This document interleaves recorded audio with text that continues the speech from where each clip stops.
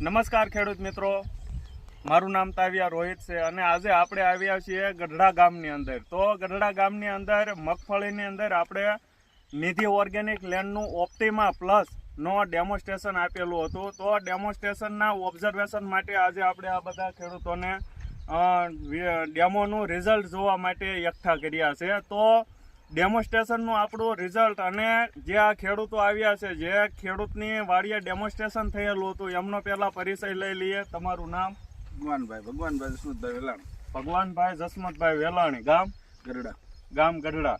હવે તમે આ ઓપ્ટિમા પ્લસનો ડેમોન્સ્ટ્રેશન કરેલું હતું, તો એની અંદર તમને કેવા રિઝલ્ટ મળ્યા? એમાં રિઝલ્ટ સારું. રિઝલ્ટ સારું.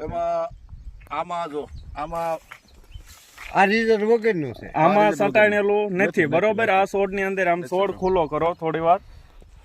આ છોડ છે આપણે ખુલ્લો કરીએ છીએ. આમાં ઓપ્ટિમા પ્લસ છે એ છંટકાવ થયેલો નથી અને આની અંદર થયેલો છે. આ છોડની અંદર છંટકાવ થયેલો છે.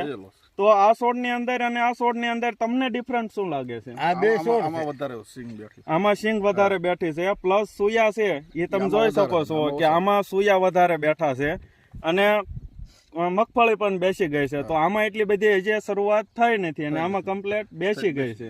હા. તો તમે બીજા ખેડૂતોને શું ભલામણ કરશો? ઓપ્ટિમા દવા છાંટવાથી રિઝલ્ટ સારું મળે. હા. ડેમોન્સ્ટ્રેશન થયા પછી તમે શું બધામાં છંટકાવ કરી દીધો. બધામાં છંટકાવ કરી દીધો?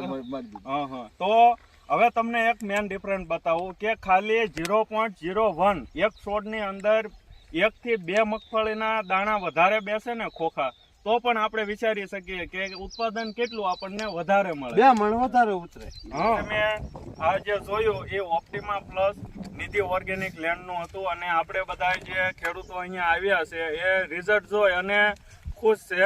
તો છેલ્લે આપણે એટલું જ કહીશું કે ઓપ્ટિમા પ્લસ તમે ખાલી ટ્રાયલ લ્યો. માનો કે તમે 4 પંપ છંટકાવ કરતા હોય, 8 પંપ થતા હોય તો 4 પંપ છાંટો, અડધામાં ટ્રાયલ લ્યો અને અડધામાં પછી કમ્પેરિઝન જુઓ.